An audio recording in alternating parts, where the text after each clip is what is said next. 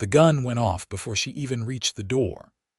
Delia Tanner pressed herself flat against the weathered wood of the saloon wall, her breath coming in ragged bursts, her heart slamming so hard against her ribs, she thought the whole town of Caldwell Creek must hear it. The shot had not come from inside. It had come from the alley across the street, and that meant one thing: they had already found her. She had not even been in Caldwell Creek for 3 hours. The man beside her was a stranger. He had been sitting at the bar nursing a whiskey when she had come crashing through the saloon's back door. And now he was crouched beside her in the darkness of the boardwalk's shadow, his hand resting steady on the grip of his revolver, his eyes scanning the street with the calm, predatory focus of someone who had seen worse nights than this one.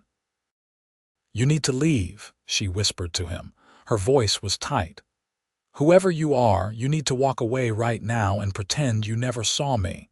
He did not move.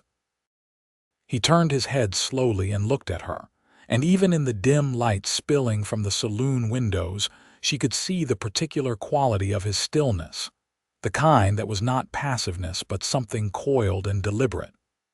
"I bring trouble," she said. It came out harder than she intended, the way truths tend to do. "Everywhere I go, I bring trouble and I leave wreckage, and you do not want any part of whatever is chasing me through that street." He looked at her for one long moment. Then he turned back to watch the alley. "I have handled worse," he said. She wanted to argue. She wanted to tell him that no one had handled what was coming for her, that 3 men before him had tried and 2 of them were in the ground, and the third had barely made it out of New Mexico with both his hands.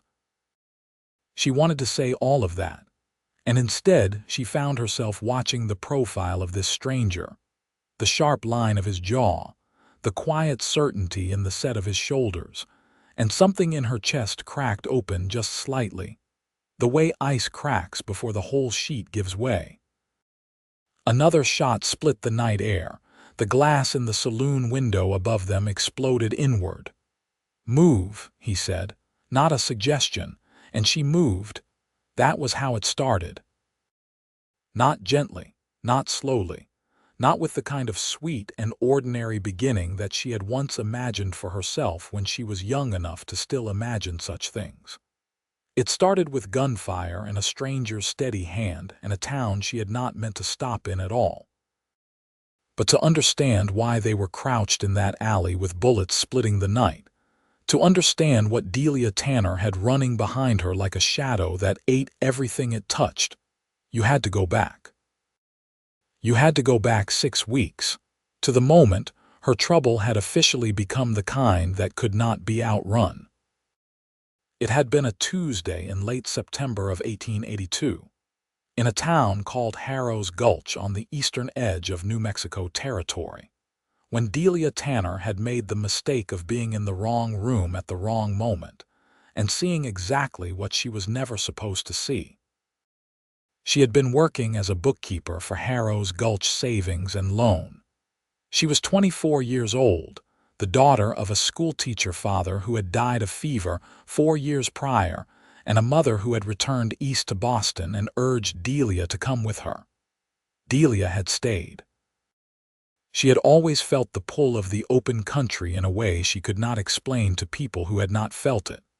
The wide sky and the hard sunlight, and the particular silence of the desert that was not really silence at all but a language she had learned to read. She had been good with numbers since childhood, and the loan office had been glad to have her.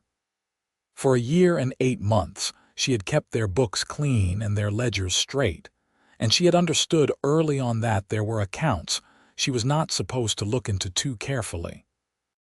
She had kept that understanding in the back of her mind the way you keep a sore tooth in the back of your mouth, aware of it, careful around it, but not probing.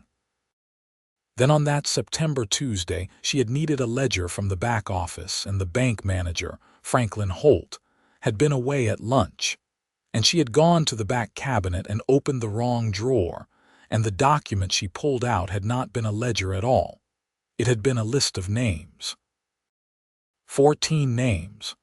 Beside each name, a number, and beside each number, a date.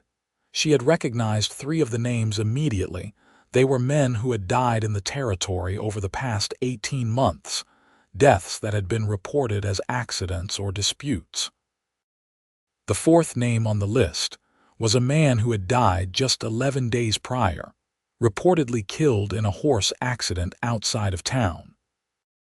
She had stood in that office with the paper in her hands and felt the world reorient itself around her the way the ground reorients itself during an earthquake. Everything that seemed solid proving to be something else entirely. She had not been careful enough putting it back. Franklin Holt returned from lunch early. He saw her face, and she, who had always been told her emotions showed too plainly in her eyes, had not been able to arrange her expression in time. He had not confronted her directly. That was how she knew she was truly in danger, not from the confrontation, but from the absence of one. Because men who intend to confront, you do not smile and say good afternoon, and ask whether you would like an early end to the workday. Men who intend to deal with you quietly, permanently, make you feel comfortable so you will not run before they are ready. She had been ready. She had taken nothing from the boarding house, except the money she had saved, and the coat on her back, and the small pistol her father had pressed into her hands the summer before he died, saying that the world was not always a safe place for a woman who was more capable than the men around her. She had ridden out of Harrow's Gulch at 3 in the morning, and she had not stopped moving since. 5 weeks of hard riding, of small towns and false names, of sleeping in livery stables and eating cold beans from cans. 5 weeks of watching every pair of eyes that turned in her direction, of counting exits before she entered any room, of waking from dead sleep certain she had heard a horse on the road below. Holt had resources. She had known that much before she ran. But she had not understood the full extent of it until she made the mistake of stopping in a town called Landers and finding that 2 men had arrived there the day before her, asking questions about a woman traveling alone, describing her with accuracy. She had stayed in Landers for 6 hours. She had not slept. After Landers, she understood. This was not going to stop. Holt had something large enough to protect that he was willing to send hired men across the territory to find her, and he was not going to call them back because she kept moving. He was going to keep sending them until she stopped somewhere long enough for them to catch up, or until something interrupted the chase. She had been trying to reach Dodge City. There were people there who dealt in legal troubles, lawyers and federal men who sometimes took interest in irregularities in the territories. She did not know if the list she had seen, which she had not taken, and had only her memory to rely on, would be enough. But memory could still be testimony, and testimony was sometimes enough. Caldwell Creek was on the way to Dodge City. She had meant to ride straight through it. But her horse had thrown a shoe 10 miles outside of town, and she had walked the last 10 miles with the animal in the gathering dark, arriving in Caldwell Creek at 8 o'clock in the evening with sore feet and a sorer heart, and the absolute certainty that Holt's men were not far behind her. She had gone to the livery first, then to the general store for provisions. Then, because she was hollow with hunger and the saloon was the only establishment still serving food, she had gone to the saloon, watching the street carefully, watching the faces, noting the exits. She had eaten quickly. She had paid quickly. She had been standing to leave when she heard the sound of horses coming in fast from the east end of town, 2 horses, hard-ridden, the way men ride when they are not traveling but hunting. She had gone out the back door, and she had run directly into a man carrying his saddle bags through the alley, and they had collided with enough force to make her stagger, and she had looked up into a face she did not know at all. He was tall. That was the first thing she registered. And then the second thing, the quality of his stillness, which she had already noted and would continue to note, because it was one of the most distinctive things about him. He had dark hair worn slightly long, just past his collar, and gray eyes that caught the light in a way that made them difficult to read. He was perhaps 28 or 30, lean in the way of men who worked hard and ate when they could, and he wore his revolver on his right hip with the ease of someone who had worn one so long it had become part of his silhouette. She had not had time for introductions. She had pulled him against the wall with her and pressed her finger to her lips, and he had gone still in a way that told her immediately. He understood the nature of emergencies. And then the men had come around the corner at the front of the alley and seen them. The first shot had gone wide. She had told him to leave. He had said what he had said. And then the second shot had come and the world had resolved itself into pure motion. His name was Tucker Zalesky. She learned that later, much later.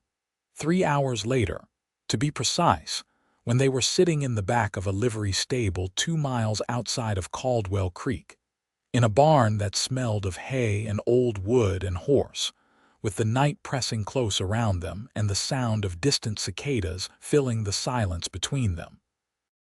He had gotten them out of Caldwell Creek on 2 horses, his own bay mare and a roan he had borrowed from the Caldwell Creek livery, with a speed and confidence that suggested the liveryman owed him a favor or feared him, or both. She had not asked. She had ridden. The 2 men who had been shooting at her had not followed beyond the edge of town. Whether it was because they had lost the trail in the dark or because they were waiting for morning, she did not know, and she did not like either option. The barn belonged to a homesteader named Aldous Frey, who was apparently a man of Tucker Zalesky's acquaintance, and Tucker had knocked on Frey's door at a late and impolite hour, and had some brief and quiet exchange with the man, before Frey had nodded and disappeared back inside and left them to the barn. "You can trust him," Tucker said, not looking at her as he checked the horses. "I do not trust anyone," she replied. "It is a policy I developed recently." "How recently?" 6 weeks ago. He glanced over his shoulder at that. "What happened 6 weeks ago?" She looked at him steadily. "Who are you, Tucker Zalesky?" He said it simply, without the addition of explanations. No occupation, no origin, no history offered, just the name. Delia Tanner. She paused. "I appreciate what you did back there, but you should not have. You could have been killed." "The men you were running from," he said, coming to lean against the stall door and crossing his arms. "Who sent them?" She considered not answering. She had been not answering things for 6 weeks, and she had gotten very good at it. But there was something in the direct, uncomplicated way he asked that wore down her resistance, the way the Colorado River wore down stone, not violently but with patient, relentless persistence. "A man named Franklin Holt," she said. "He runs the savings and loan in Harrow's Gulch, New Mexico Territory. I worked for him as a bookkeeper. 6 weeks ago I found a document I was not meant to find, and now he wants to make sure I cannot tell anyone what was on it." Tucker was quiet for a moment. "What was on it?" "A list of names," she said. 14 names of men who died in the territory over the past 2 years. Men who all had something in common. They were landowners who had claims that Holt's bank held notes on. I believe the deaths were not accidents. I believe Holt was orchestrating the deaths so the bank could seize the land. The silence that followed was the particular kind that meant someone was taking something seriously. "That is a significant thing to know," Tucker said. "I am aware of that," Delia said. "Where were you going?" "Dodge City. There are federal men there, or men who deal in that kind of legal matter." She paused.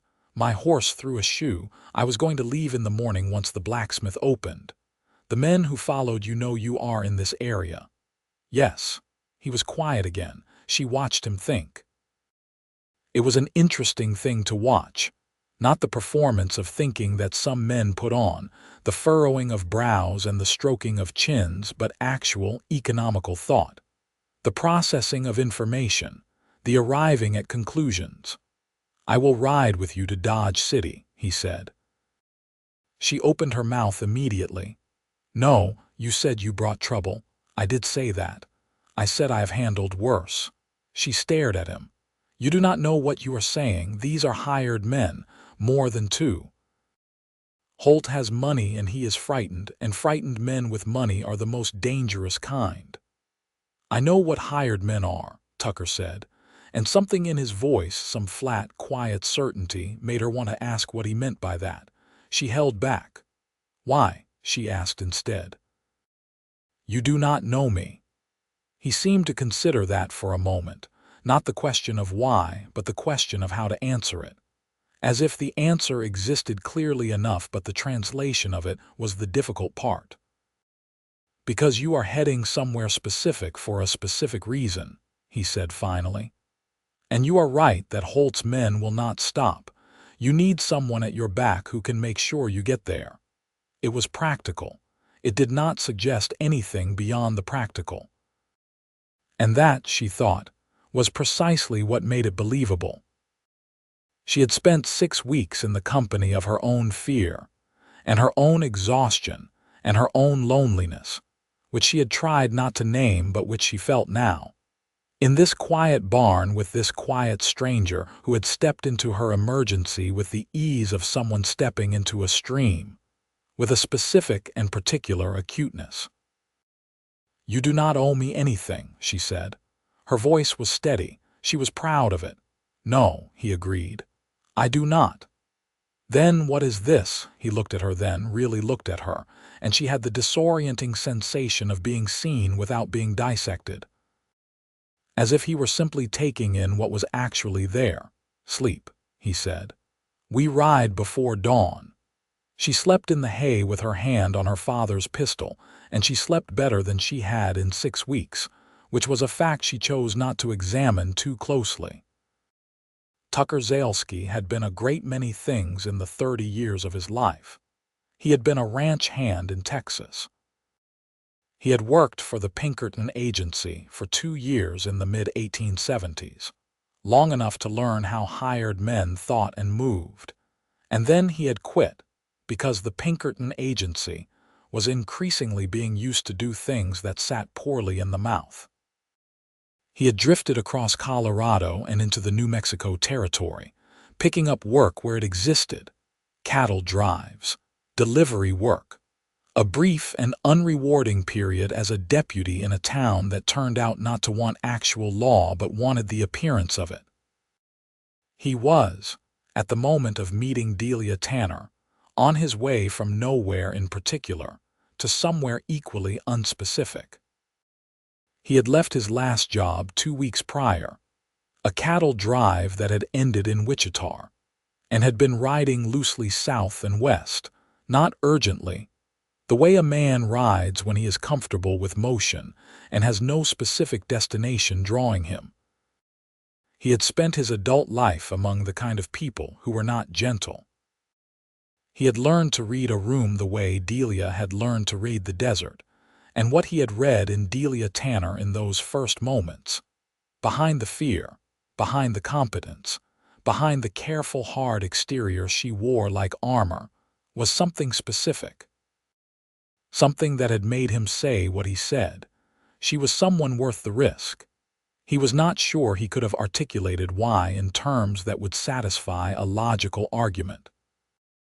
It was the kind of knowing that lived in the chest rather than the mind. And Tucker had learned to trust it over the years, because it had proven reliable in ways that careful reasoning sometimes was not. He lay awake in the barn for an hour after Delia's breathing settled into sleep, listening to the horses and the night insects and the distant sound of the town. He thought about Franklin Holt and about what it meant that a man with a savings and loan in New Mexico territory was willing to send hired guns across multiple territories to silence a bookkeeper. It meant the thing was big, It meant the thing was worse than what she had described, possibly. It meant that reaching Dodge City, approximately 220 miles from Caldwell Creek, with hired men following, was not going to be simple. He did not mind complicated. He minded injustice in a way that surprised people who did not look past his surface, because the surface suggested a man unbothered by the world's arrangements. But the Pinkerton work had showed him enough of those arrangements. Men with money constructing their comfort on the bodies of men without it, the law bending itself in flexible ways around wealth, that the seeing of it had left a mark. 14 landowners dead, so a bank could seize their claims. He thought of their families, of people who had worked that land, who had believed in the particular promise of the territory, that there was ground here that could be yours, that the hardship was worth the having of it, and who had been removed from it not by nature or bad luck, but by deliberate, hidden violence. He fell asleep with that thought, and with the secondary thought, quieter, more personal, that the woman sleeping in the hay across the barn was one of the most remarkable-looking people he had ever encountered, not in the way of fashionable prettiness, but in a more fundamental way, the way a landscape could be remarkable. The particular architecture of her face, the dark circles under eyes that were nonetheless fiercely alert, the way her hands had been steady even when she was afraid. He woke her at 4 in the morning, and they rode out before the sun came up. The first 2 days out of Caldwell Creek were cautious and fast. Tucker set the pace, not reckless but consistent, the kind of pace that covered ground without destroying the horses.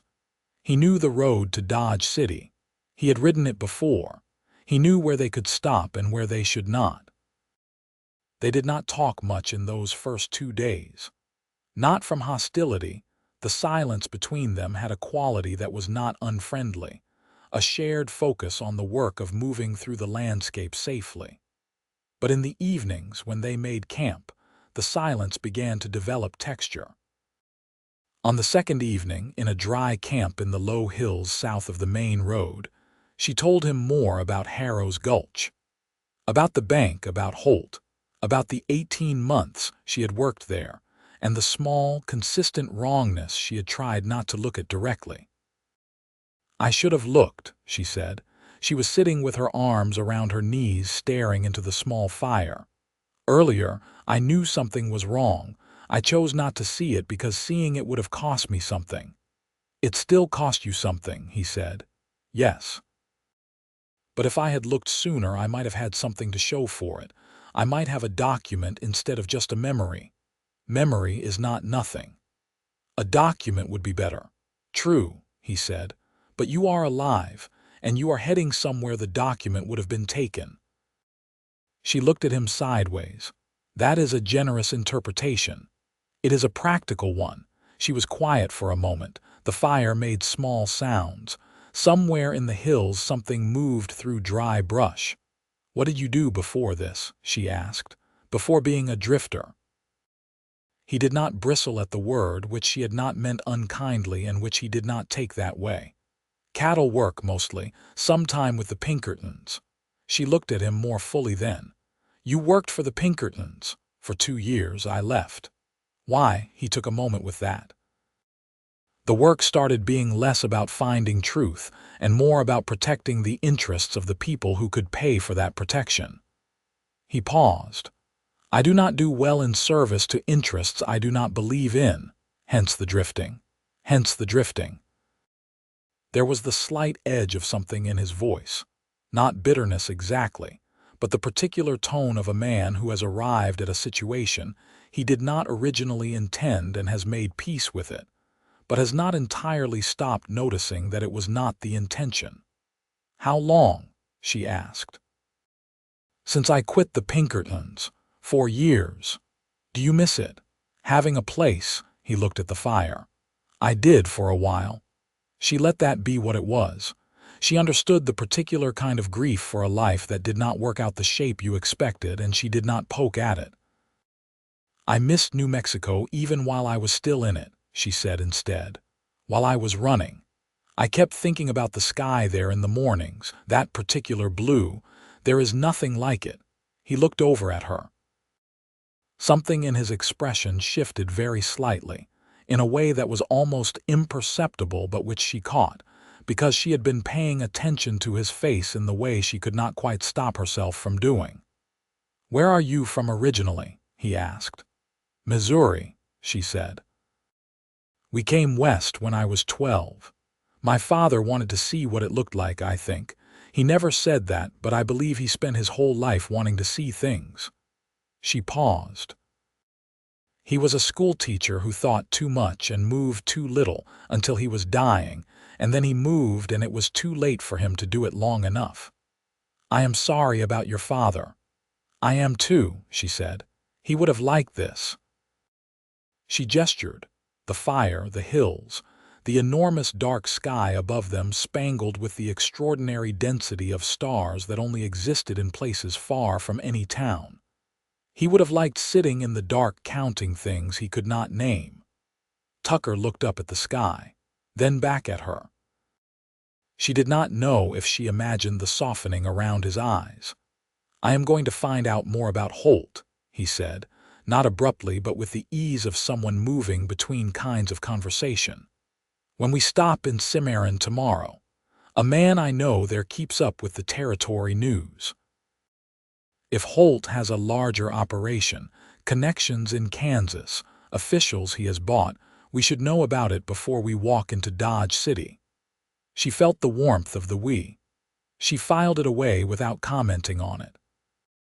The man in Cimarron was named Orville Cabot, and he ran a dry goods store that was more information clearing house than retail establishment. He was 60 years old, short and wide, with a magnificent white mustache and the bright, particular eyes of a man who understood that information was the most valuable currency in any territory. Tucker had clearly done something significant for Orville Cabot at some point, because the man clasped his hand with genuine warmth and brought them both to a back room and sat them down with coffee, and did not ask questions that were not his business. When Tucker explained what they needed, Orville went quiet and stayed quiet for a full minute. "Franklin Holt," he said finally. "You know the name," Tucker said. "I know the name." Orville turned his coffee cup in his hands. "I know more than the name. Holt is not just a bank man in New Mexico.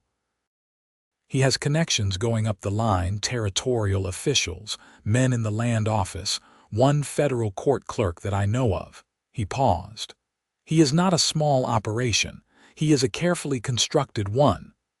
Delia felt the cold clarity of confirmation. It was better to know. It was always better to know. "How many men does he have working for him?" Tucker asked. "In the territory, 6 that I know of by name. Men who have done jobs for him before, removal jobs they call it, making problems disappear." Orville glanced at Delia with something that was not quite apology but was in the neighborhood. "Forgive the bluntness." "I am not fragile," she said. Orville nodded at that as if he had already guessed as much. "Beyond the territory, he will have reached out to men in Kansas. He has money enough to hire whoever he needs. If he knows she is heading for Dodge City, he will try to have someone there before her." Tucker was very still. "Can you get a message to Dodge City, to the federal court office?" "I can get a message there in 2 days, maybe 3. Send word that a woman named Delia Tanner has testimony regarding deaths in New Mexico territory linked to fraudulent foreclosures, that she is coming to give that testimony, and that there are men trying to prevent her." He looked at Delia. "Is there anyone in the federal office there you know or could trust?" "There is a man named Harmon Stiles," she said. "He handled a land dispute for my father's friend 4 years ago. He has a reputation for not being buyable." Tucker nodded. "Orville, address it to Harmon Stiles." "Done," said Orville. He looked between them. "You two will need to take the secondary road into Dodge. Do not come in on the main trail if Holt's men are watching. That is where they will be. I know the secondary road, Tucker said. Of course you do, Orville said, with a tone that suggested this was consistent with his general knowledge of Tucker Zaleski's relationship with alternate routes. After they left Cimarron, riding north and east in the warm late October sun, the landscape opened up around them into the wide and rolling Kansas prairie, and Delia found that something in her chest had begun, almost against her will, to ease. Not the fear. The fear was still present, still precise and necessary. But something underneath the fear that had been wound very tight was loosening fractionally, and she knew it had to do with the man riding alongside her and the particular quality of his presence, which was the quality of someone who did not flinch from the shape of things. Orville said 6 men, she said. I heard him, in the territory, more in Kansas. Yes, this is worse than what I told you in Caldwell Creek. Tucker glanced over at her. You told me you brought trouble. You did not specify the quantity. Tucker, Delia. He said her name for the first time, and it landed differently than she expected, differently than she was prepared for. I knew when you told me about the list that this was not small. A man does not send hired men across multiple territories because he is nervous about a bookkeeper who saw a document. He sends them because what she knows could end him. It could end him, she agreed. If I can get to Stiles, if Stiles believes me. If he has the authority and the will to act on testimony without physical evidence. That is a number of uncertainties. Yes, we will handle them one at a time. She looked at him. The sun was on the side of his face, and he was watching the road ahead with that steady, unhurried attention. And she thought, not for the first time, but for the first time with any clarity, that she was in danger of something that had nothing to do with Franklin Holt. She had been careful about men. She had learned to be. The territory was full of men who saw a capable woman and experienced it as a challenge rather than a fact, men who confused independence with vulnerability, men who wanted to help in ways that made the helped person smaller. She had encountered Tucker Zaleski's willingness to help and had expected it to come with those conditions, had been waiting for them with the weary readiness of long experience. They had not come. He had not tried to take over her decisions or minimize her understanding of her own situation. He had offered what he had knowledge of the road, a gun, steadiness, without demanding anything about her in return. It was disorienting. It was, if she was being truthful with herself, deeply appealing in a way that made her nervous in an entirely different way from Franklin Holt. On the 4th day out of Cimarron, they stopped in a small farming settlement to water the horses, and found that one of Holt's men had passed through the settlement the day before. He had been asking about a woman traveling with a man, and he had described them both with enough accuracy to make it clear that whoever was tracking them had eyes on the road somehow. Tucker bought grain for the horses and a change of clothes from a farm wife, a plain dress for Delia, a different coat for himself, and they changed before they left the settlement. Small measures, ones that might buy them something or might not. He has a network, Delia said as they rode. Along the roads, people who report back. Yes, Tucker said, we will go east and then north, longer route, less traveled. How much longer? 2 days, maybe 3, she nodded. The days were fine. The days were, in fact, the most fully alive she had felt in 6 weeks, the movement, the company, the necessity of full attention. It was the nights that were becoming complicated, not in any practical way.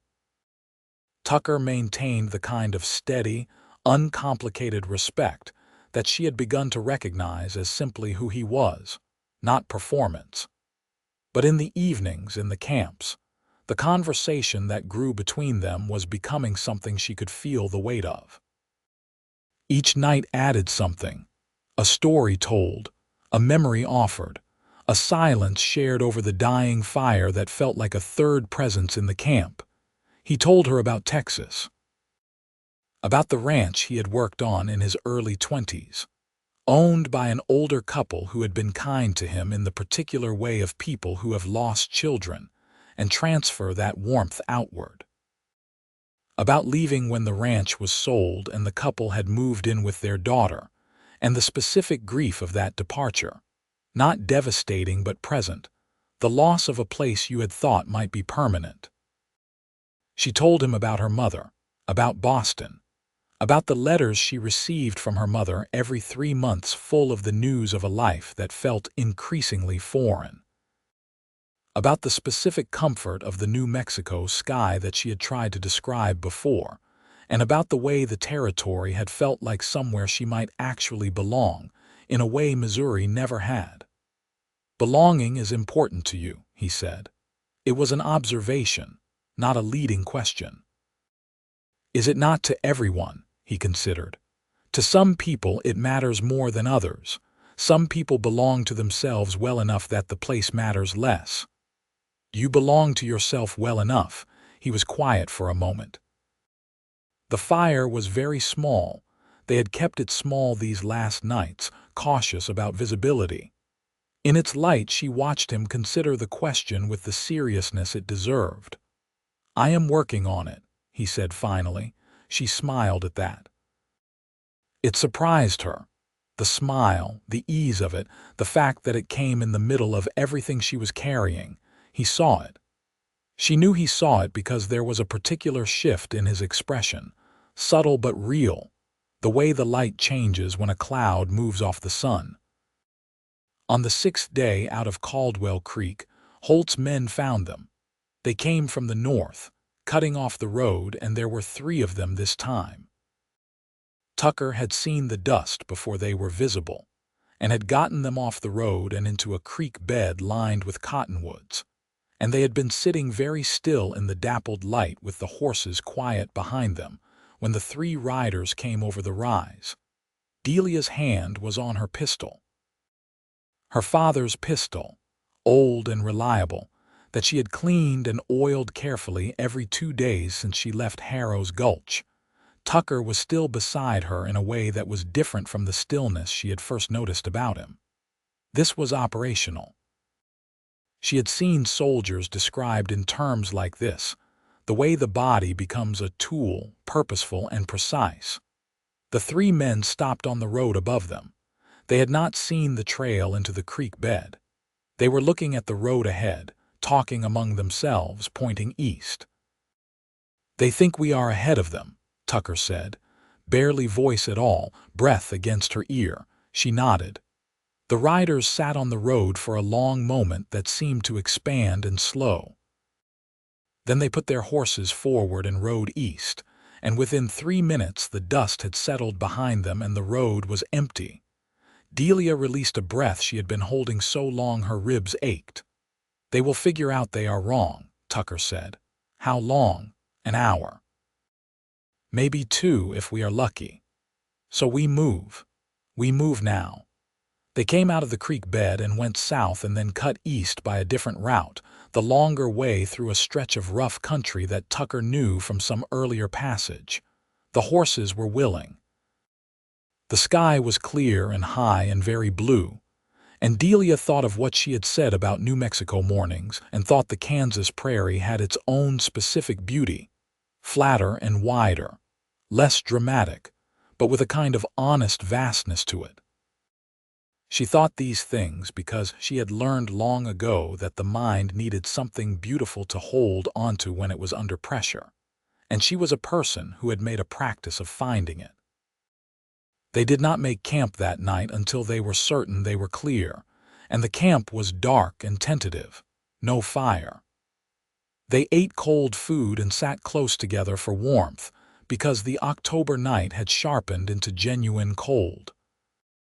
She was aware of the warmth of him beside her with a specificity that was not unpleasant, but was deeply inconvenient. She was aware of his hand, which was very close to hers on the blanket between them. She was aware of the fact that she had been spending the last several days in close and constant company with a person who made her feel, for the first time in a very long time, like the risk of trusting someone might be worth taking. "Tell me something about yourself that you do not usually tell people," she said into the dark. He was quiet for a moment. She thought he might not answer. "I wanted to be a doctor," he said. "When I was young, my mother's brother was a physician and I spent time with him when I was small. I liked the way he understood what was wrong and made it better." She turned her head to look at him, though she could barely see him in the dark. "What happened?" "Money, mostly, and then circumstances, and then the years added up in a different direction." He paused. "I do not regret the life I have had, but I wonder sometimes what it would have looked like." "You would have been a good one," she said. "You cannot know that. You are careful," she said, "and you pay attention to what is actually wrong rather than what looks wrong. That is most of medicine, from what I understand." He was quiet in a way that felt like she had said something that landed somewhere real. "What about you?" he asked. "What did you want when you were young enough to want specific things?" "To go everywhere," she said. "I wanted to see everything. I wanted to go so far that I found places that did not have names yet." She paused. "I have not done very well at that. I have mostly stayed close to things that felt familiar. New Mexico is not familiar. It became familiar. That was the point." She hesitated. "I think I have been confusing familiar with safe, and I do not think they are the same thing." "No," he said. "They are not." In the morning, Dodge City was 2 days away. They did not talk about what would happen after. After she gave testimony, after the thing with Holt was over, one way or another. The not talking about it had its own presence, something they were both keeping peripheral. On the 9th day of travel, 1 day out of Dodge City, Tucker told her something she had not expected. "I know Harmon Styles," he said. She turned to look at him sharply. "What? Not well. I did some work for him 3 years ago, tracked a man he was looking for out of Texas. He is a man who means what he says." He paused.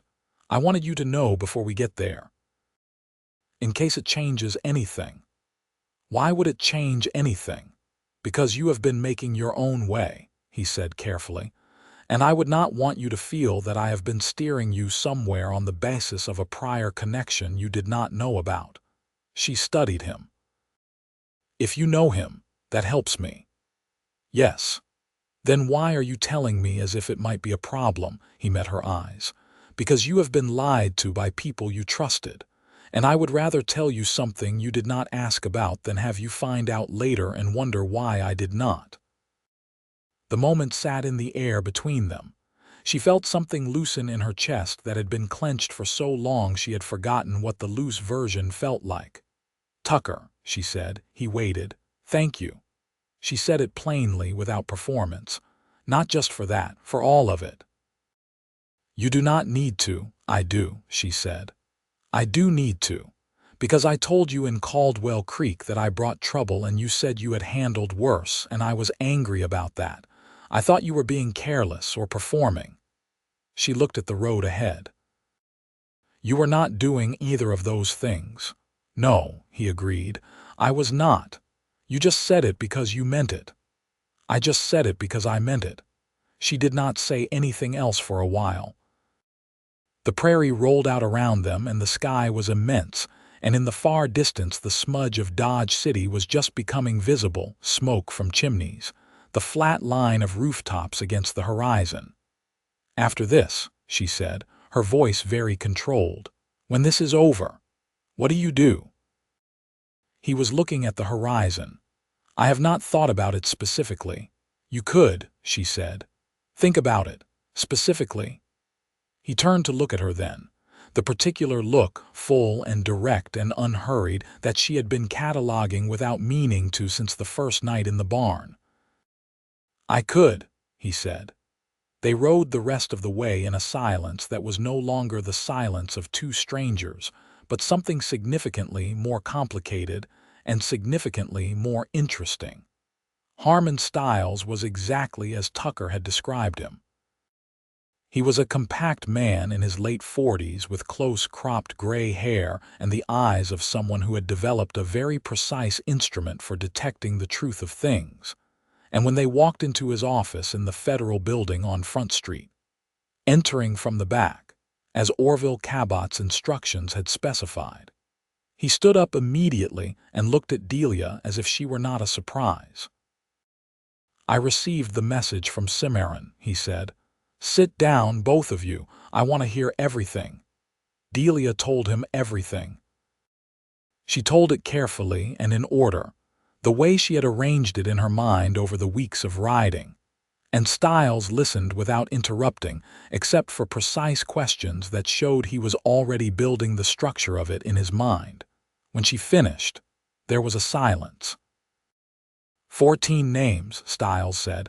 14 that I saw. There may be more. Franklin Holt. He said the name in a particular tone. He has been on a list of interests for 2 years. We have had pieces, but not the shape. He looked at her. You are the shape. My testimony without evidence. Your testimony, combined with what we have, and what I intend to compel from Holt's own records, is enough to open a formal federal investigation. He paused. It will not be immediate, and Holt will know within days that you have been here. I know that, Delia said. The men he has in the field, I will deal with that, Tucker said. Stiles looked at him for a moment. Zalesky. He said it with a kind of fond exasperation. Of course. Can you move on Holt before he can move on her? Tucker asked. I can move today, Stiles said. I have had men positioned for a moment like this. I did not have the central piece until now. He looked at Delia. I will need you to stay accessible, not necessarily in Dodge City, but somewhere I can reach you. How long? 2 weeks, possibly 3. Until we have enough in hand that Holt cannot benefit from silencing you because the case is already built. 2 weeks. She thought about that. She thought about where she would go, how she would stay safe while the machinery of federal authority moved at its necessary pace. Tucker was looking at her. She knew what she was going to ask. She knew it was not a small ask, and she was going to ask it anyway, because she had arrived at a place past the point where her pride outweighed her good sense. Will you stay? She said to him. It was a room with another person in it, and she said it as if there were only 2 of them, which was, she recognized, itself a kind of declaration. Yes, he said. Immediately, without hesitation, without the performance of considering it first. The 2 weeks that followed were the strangest and the most quietly extraordinary of Delia Tanner's life. Stiles arranged a small house on the east side of Dodge City, a proper structure with a lock on the door, and a neighbor who was a retired marshal with the presence of mind to notice unusual activity. There was a woman who lived 2 doors down who brought them a pot of soup on the first evening and did not ask prying questions and made Delia feel, for the first time in weeks, something like an ordinary person in an ordinary life. Tucker stayed. He had said he would, and he did, with the same uncomplicated thoroughness with which he did everything. He slept in the small room off the kitchen, and he went each morning to the Federal Building to check in with Stiles' men, and returned each evening with information, and sometimes with food from the market on 2nd Street.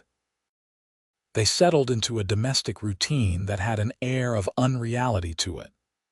2 people in a temporary house, waiting for a legal process to conclude, living in close proximity, the architecture of their growing regard for each other becoming daily more difficult to ignore. On the 4th day, they had their first genuine disagreement.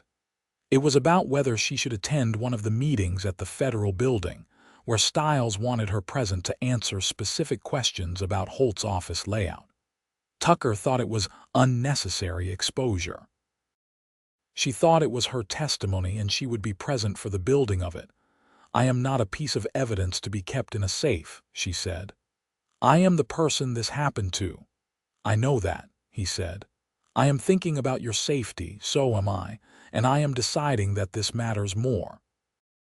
She looked at him directly. I appreciate that you are afraid for me. I need you to trust that I can weigh that against other things and make my own decision. He was quiet for a moment. Then, you are right. I was overstepping. It was such a clear and uncomplicated acknowledgement that she stared at him. What? He said. Nothing, she said. You just said I was right. You were right. Most men require a longer road to get there. Something like amusement moved across his face. I have been told I am not most men. By who? Various people who found it both a relief and a complication. She laughed. It came out full and unguarded, and she heard it like something from a former self, the self that had laughed easily before 6 weeks of running had taken the ease out of her. She saw him watch the laugh with an expression that was very open, very unguarded. And then she looked away first because the openness of it reached her in a place that made her feel both very warm and very afraid. On the 6th day, Stiles brought them news. 2 of Holt's hired men had been apprehended outside Dodge City, detained on charges that would hold long enough to be useful. Holt himself had received a summons to appear before a federal committee in Santa Fe, and the territorial governor, who had been sitting carefully on the fence regarding Holt's operations, had received a communication from Washington that suggested the fence was not a safe place to be. On the 8th day, the first of the land titles was frozen, one of Holt's fraudulent foreclosures, a piece of land belonging to the family of a man on the list, a man who had died 18 months ago and left a widow with 3 children. Delia sat with this news for a long time in the small kitchen of the house, her hands wrapped around a coffee cup, thinking about 14 names and the families those names stood behind, the grief that had been manufactured and imposed and that had continued, quiet and unexamined, while Franklin Holt's bank grew and his connections strengthened. Tucker came and sat across from her without saying anything. He did not try to fill the silence. He just sat in it with her, and she was grateful for that in a way that went bone deep. "It is not enough," she said finally. "No," he agreed. "Not yet, but it is the beginning of enough. The families will get their land back. Stiles said that is the goal. The men who died cannot," she stopped. "They cannot come back." "No," he said, simply, without false comfort. "I keep thinking about them," she said. "About the fact that they were on a list in a drawer and no one knew. No one except Holt and the men he used." "You knew," Tucker said. "You ran with it." "I ran from it." "You ran with it," he repeated. "You carried it across 2 territories. You did not throw the list back in the drawer and pretend you had not seen it." He paused. "What you did mattered. Even before you get to Stiles, even before the federal case. What you did in leaving and carrying that knowledge rather than staying safe and keeping quiet, that was not nothing." She looked at him. The kitchen was lit by the single lamp on the table, and the light caught the planes of his face, and she thought that she had been in this situation, 2 people leaning toward each other across a small space, and it had never felt like this before. This particular mixture of safety and risk. "Tucker," she said. "Yes. I am going to say something and you do not have to respond to it." He waited. "I do not know what happens after this," she said. "When the case is built and the testimony is given and the thing with Holt is resolved, I do not know where I will go or what I will do. I have been so focused on getting here that the after of it is a blank." She paused. "But the blank does not frighten me the way it should, and I think that is because—" She stopped. "Because," he said. His voice was very quiet. "Because you are in it," she said. "In the blank. When I try to imagine after, you are there, and I cannot tell if that is wishful thinking or something I should trust."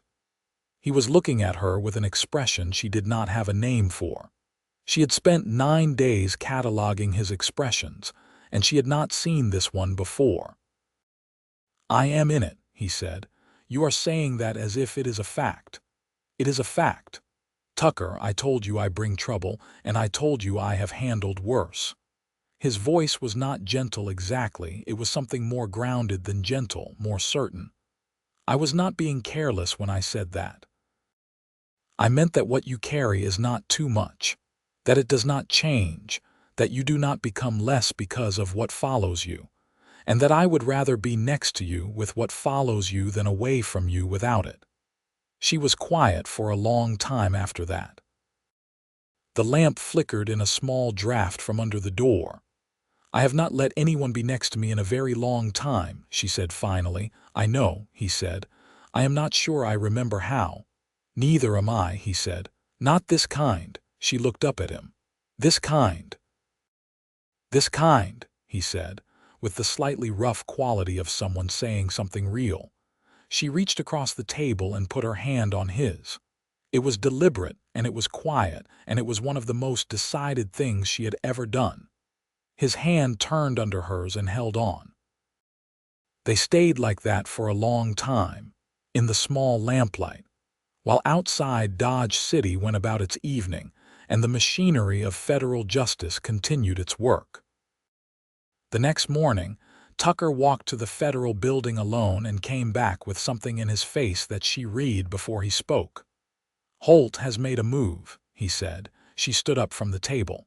"What kind of move?" "He has filed a legal counter-complaint, claiming falsification of evidence, accusing you of theft, of taking documents from the office." He held up a hand. "Stiles anticipated it. It will not hold, but it is a delay." "How long of a delay?" "A week, possibly 2." She put her hands on the back of the chair and breathed through her nose. "He is buying time." "Yes, but Stiles also said—" Tucker paused. "There is a second thing. There is a man who worked for Holt who has indicated he is willing to give testimony. A land agent named Crawford who was involved in the foreclosure proceedings. He is in federal custody in Santa Fe, and he is looking to reduce his own exposure." Delia felt the shift, the case tipping from possible to probable. "That is enough. Stiles believes so, and Holt knows it is enough." "Yes," Tucker said, "which means the counter-complaint is not about winning, it is about last efforts." Last efforts. She understood what that meant. A man with nothing to lose was a different kind of dangerous from a man who still had things to protect. "I am not leaving this house," Tucker said. "Not until Stiles has Holt formally in custody." "Tucker, you cannot sit in this house." "I can," he said. "I have very little else I need to be doing."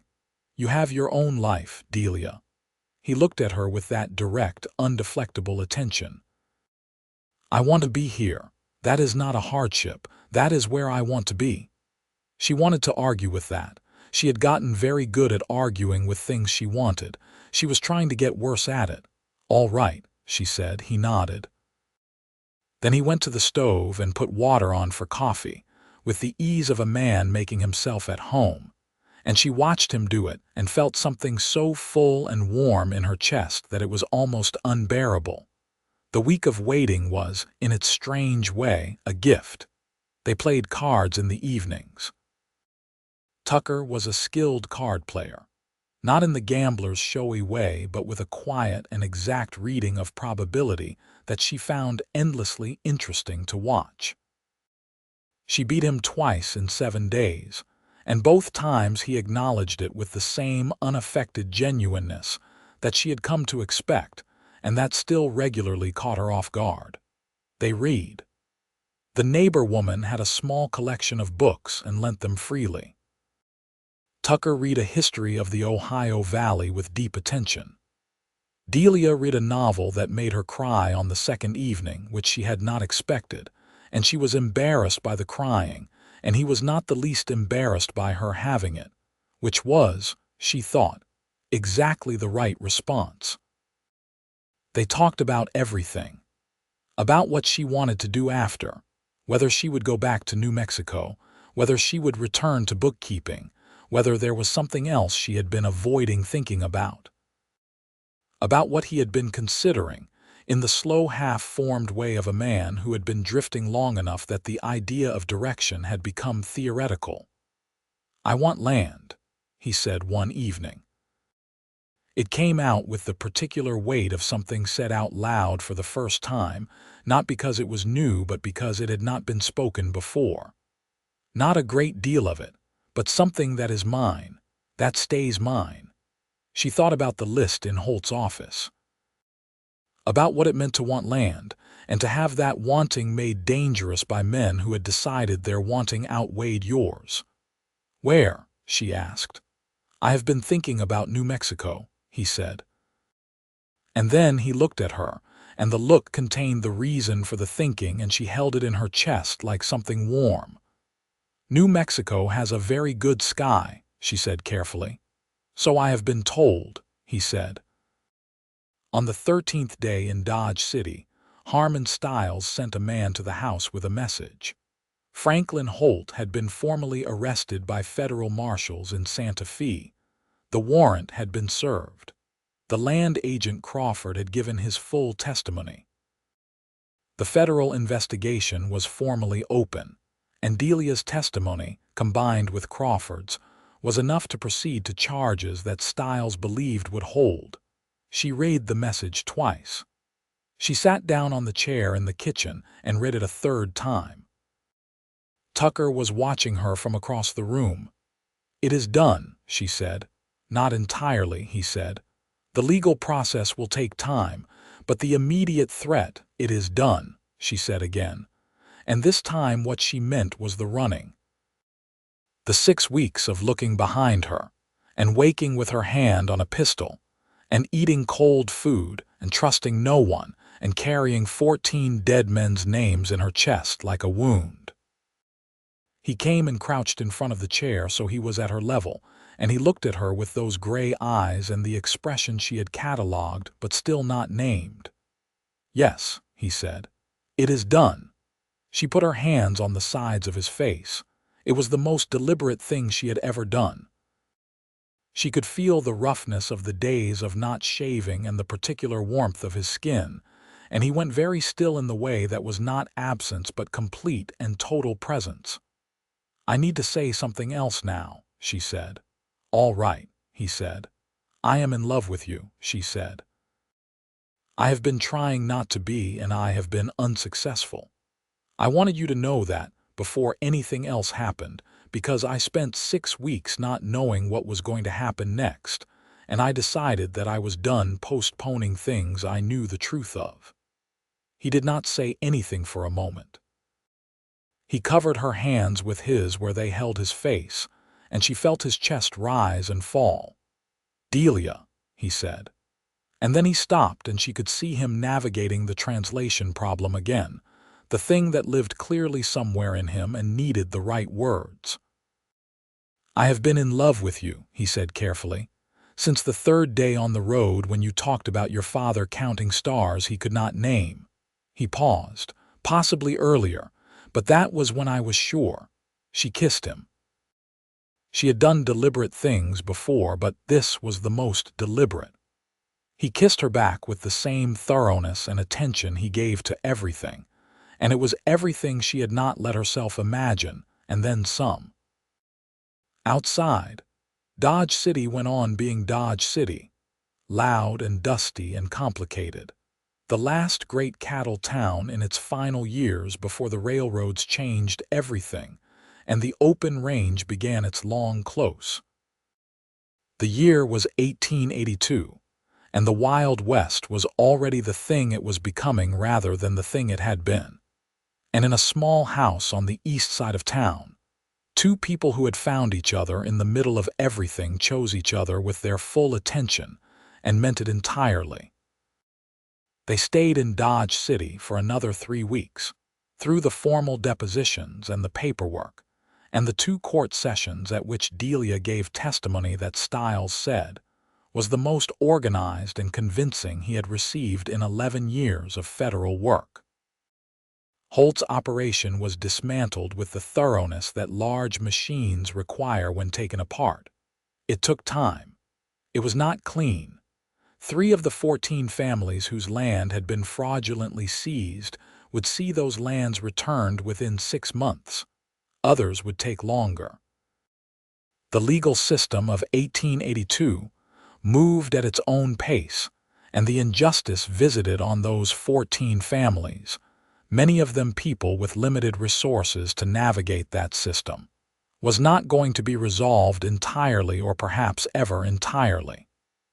Delia knew that.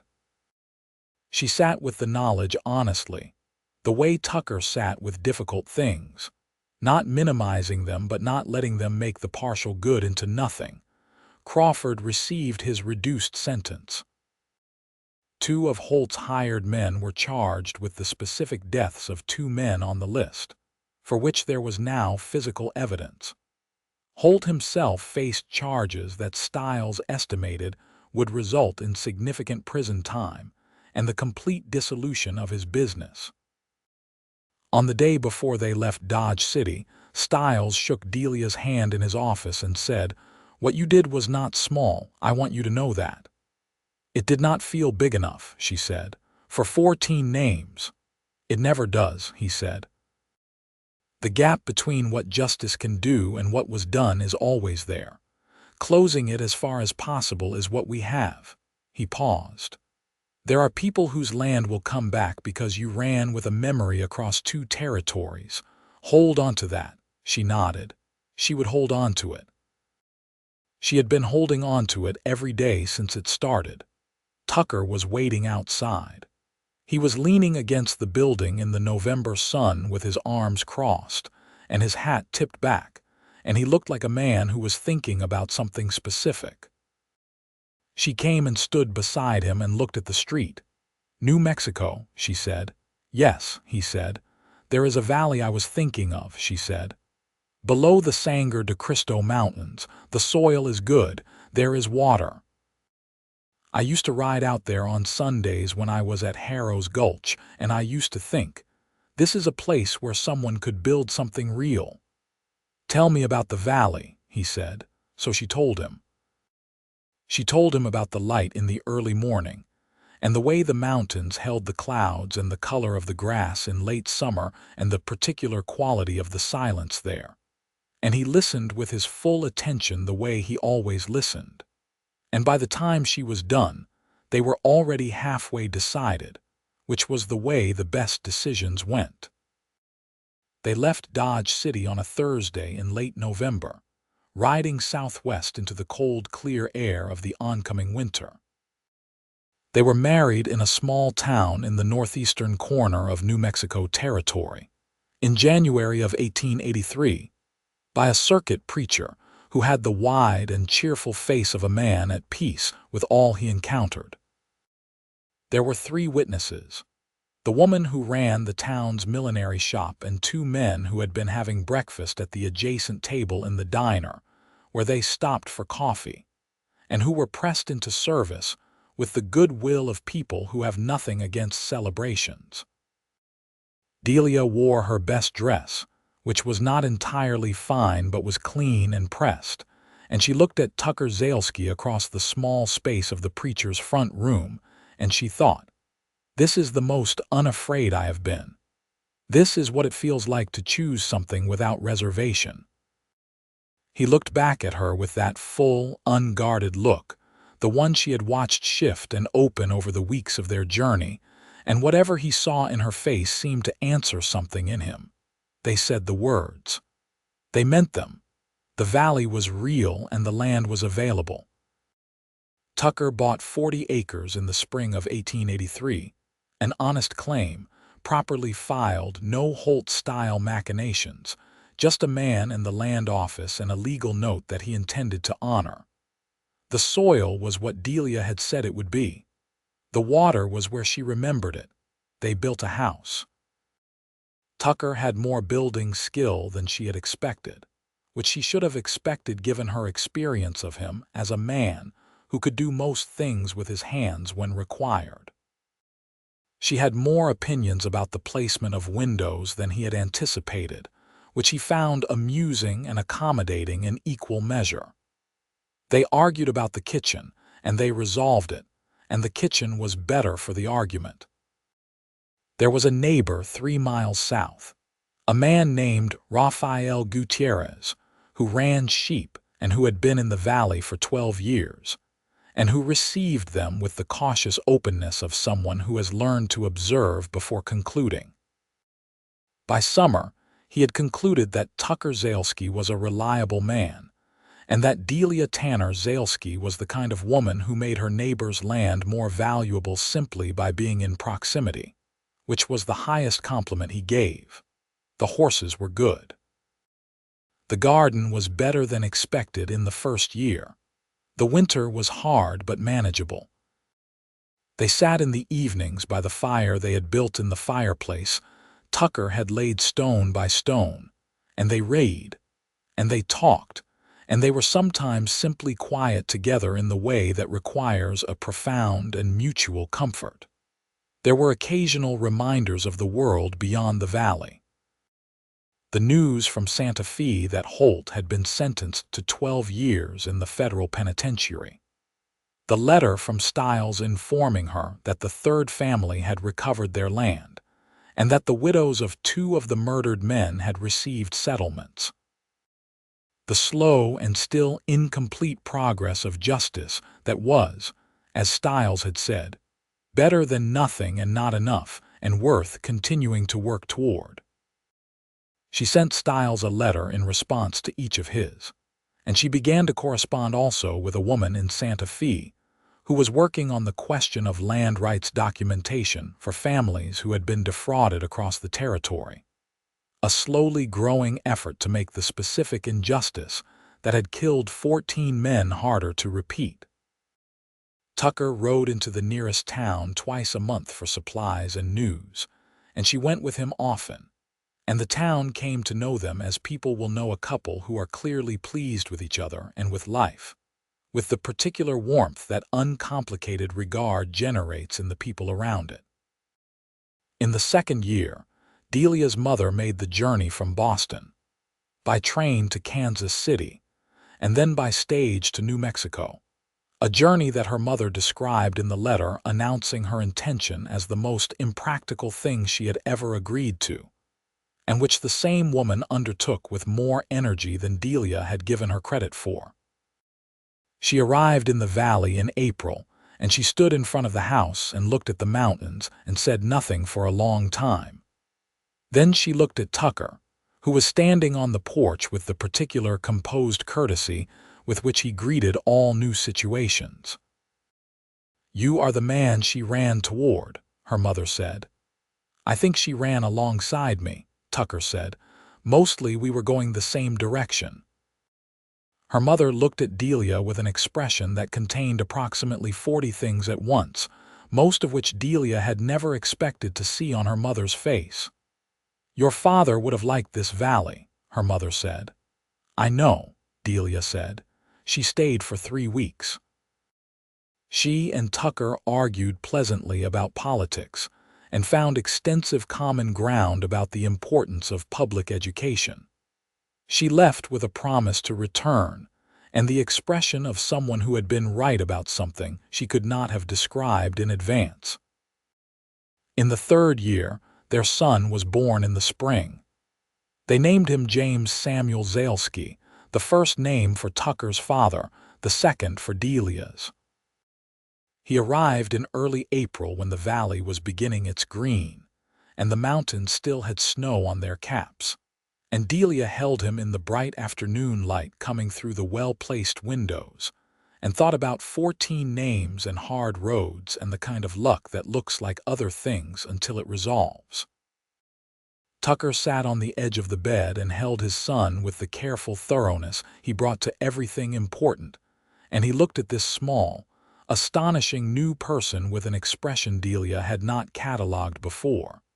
She found she did not need to. She understood it perfectly. "He has your eyes," Tucker said. "He has your chin," she said. "That is unfortunate for him." "I like your chin," she said. He looked at her over the baby's head. The light was warm and the valley was quiet, and somewhere outside Rafael Gutierrez's sheep were moving through the lower field with their small bells ringing. "I keep thinking," Tucker said, "about the barn outside Cimarron, about you telling me to leave." "I was very insistent," she said. "You were very insistent," he agreed. "I was not inclined to go, because you had handled worse." "Because," he said, looking at her with his full attention, "I could already tell that going would be the wrong thing to do, the wrongest thing, even before I knew anything about you." She understood what he meant. There were things you knew in the chest before the mind caught up, and the rightness of a thing was one of them, the rightness of a direction, a choice, a person. She had known it herself on the 8th evening in Dodge City, sitting across the small table with her hand on his. "Are you happy?" she asked. Not because she doubted it, but because she wanted to hear it. Because she had learned that asking the simple questions directly was better than assuming, and because Tucker Zalesky was a man who answered simple questions with the honesty they deserved. "I am more than happy," he said. "I did not know there was more than happy until this." He looked at the baby, at the room, at the light on her face. "This is what I could not have named when I was younger, but this is what I wanted." James Samuel made a small sound, not quite a complaint, more like a comment on the general situation. They laughed, both of them, and the sound of it filled the room and went out through the window into the valley air. The years moved the way good years do, not slowly and not quickly, but with a full and satisfying weight. The house grew by one room, then another. The land produced well enough in the good years to carry them through the lean ones. Tucker's careful management and Delia's precise accounting made the operation something real, something lasting, the kind of small ranch that did not make anyone wealthy but made its people secure and free. A second child came 4 years after the first. A daughter, Clara, who arrived in August and who made her opinions known immediately and with great specificity. She had Tucker's gray eyes and Delia's gift for numbers, and the particular combination of her parents' stubbornness that made her, from very early, someone it was more rewarding to reason with than to override. Delia continued her correspondence with the land rights work in Santa Fe. It expanded over the years, absorbing more of her time, and she discovered that she was good at the precise, patient work of documentation, at the careful building of records that could be used for families who had no other recourse. Tucker supported this work with the same uncomplicated fullness with which he supported everything that mattered to her. And he sometimes rode with her to Santa Fe when there were meetings, because he knew the territory and knew the people, and because, as he put it plainly, he preferred being wherever she was. Rafael Gutierrez died in 1889 after a good long life, and left his land to his 3 adult children who continued the sheep operation. His daughter Rosa became one of Delia's most important correspondents in the land rights work, and she and her husband came to dinner on the first Sunday of every month with regularity and warmth. There was an evening in 1891, a September evening, 8 years after the house was built, when Tucker came in from a long day of fence work and found Delia at the kitchen table going through correspondence. James was 8 and Clara was 4, and they were both in bed, and the house was in the quiet, particular state of a house with children at night, everything evidence of them but temporarily still. Tucker washed his hands and sat across from her with his coffee, and she looked up and saw something in his face, not distress, not worry, but the look of a man who is holding something he wants to say. "What is it?" she said. "I was thinking today," he said, "about Harrow's Gulch. About what it would have looked like if you had stayed." "I think about that sometimes," she said. "I know you do." He wrapped his hands around the coffee cup. I wanted to say what it would have looked like is not this, none of this, and I know the cost of it. I know it was not a clean thing, that it was paid for by what happened to 14 men and their families. I am not making it something comfortable." He paused. "But I wanted to say that the fact of this, of here, of you, of them, is the best thing in my life. And I wanted to say it plainly because I am sometimes not very good at plain." She set down the letter she had been holding. "You are very good at plain," she said. "You are one of the plainest people I have ever met." "Plainest," he repeated. "The most direct, the most honest." She looked at him across the table with the lamp between them, the same lamp, she thought, or one very like it, the same angle, the same warmth. "I have never wondered what you meant," she said. "In 8 years, not once." "I am glad," he said. "You deserve someone whose meaning is clear." "I did not always believe that," she said. "I know." He reached across and covered her hand with his in the way he had the first time, in the Dodge City kitchen, only this time it was 8 years of habit and ease and love rather than the first reach across uncertainty. "Do you believe it now?" "Yes," she said. "I believe it because of you." Outside, the New Mexico night was enormous and full of stars. The thick, unhierarchical spread of them that her father had wanted to name, and that she had sat under in a dozen camps along a hard road, and that she had watched from this window and this valley for 8 years. The Sangre de Cristo Mountains held the sky on the east, and below them the valley was dark and quiet and real. She had told him she brought only trouble, and he had said he had handled worse, and what neither of them had known in that moment. In that alley in Caldwell Creek with bullets cracking the night air and the whole weight of Franklin Holt's dark operations bearing down on them, was that the trouble was already in the process of becoming something else entirely. Not that it had been easy. Not that the 14 names stopped mattering. Not that the road had not been hard and frightening and full of the specific loneliness of someone who carries something important and is not sure she will get it where it needs to go.